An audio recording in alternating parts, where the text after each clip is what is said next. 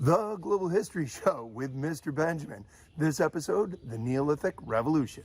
It's a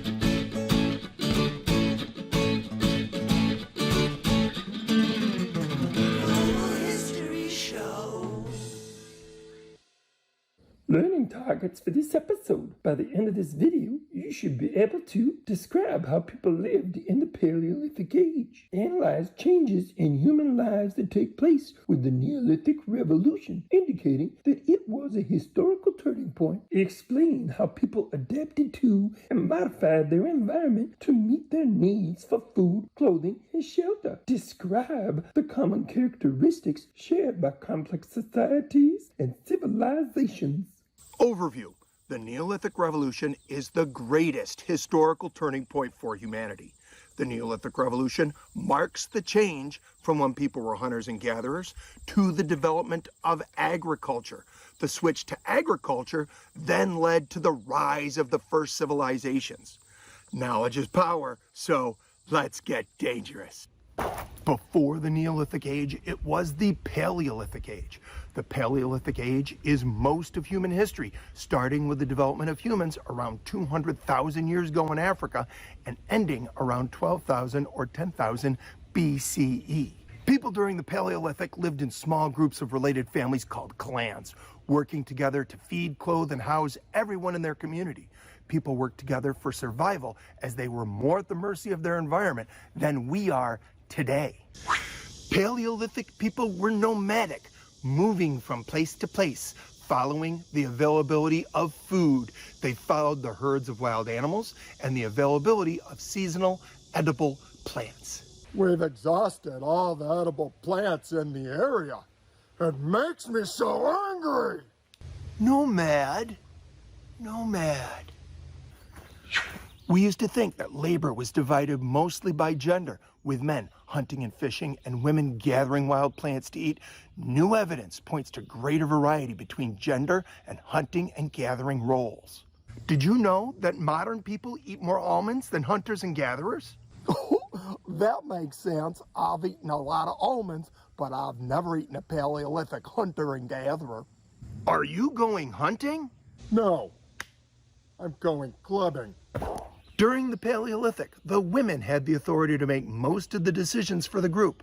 There is no evidence of wars during this time period, but there may have been a high rate of homicide, that is, murder. Paleolithic people made tools out of stone, bone, antlers, and wood. We used fire, though all of these technologies preceded the development of humans. Hunt. Yeah.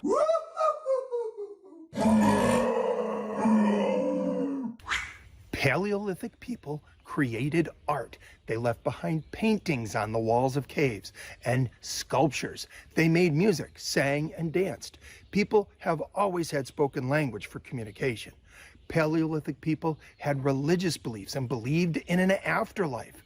One of the ways we know this is because they buried their dead with great care, burying valuable items with the bodies. One of the greatest challenges Paleolithic people faced was the availability of food. Seasonal differences in the availability of food vary greatly. Communities can only have a population that can be fed during the time of greatest food scarcity. Over time, people domesticated animals, breeding and raising them, becoming herders. People also discovered planting seeds, becoming farmers. The domestication of both plants and animals includes selective breeding, creating plants and animals that produce more food.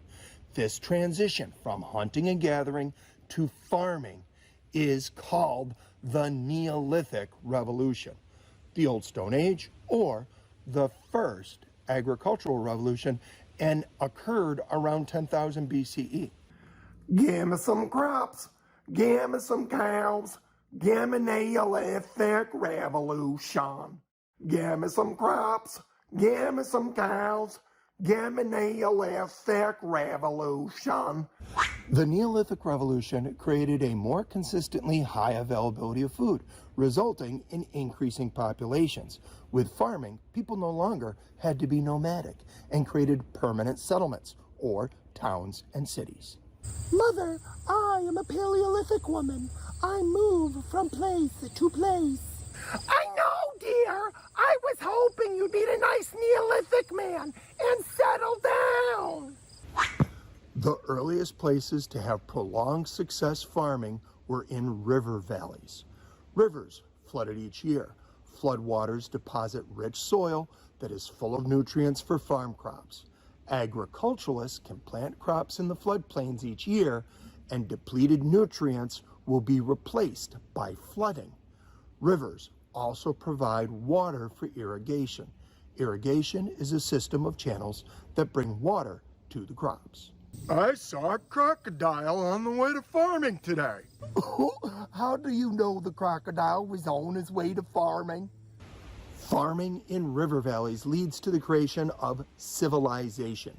The first civilizations were Mesopotamia, Sumer and Babylon on the Tigris and the Euphrates rivers, ancient India, Harappan and Mohenjo-Daro on the Indus River, Egypt on the Nile River, and ancient Chinese civilizations, Shang and Zhou dynasties on the Huang or Yellow River.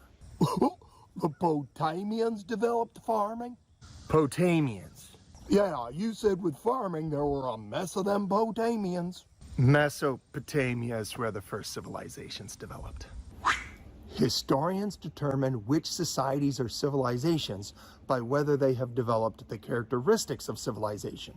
Cities and towns, organized government, organized religion, job specialization, social classes, art and architecture, public works, and writing. Civilized. Quite.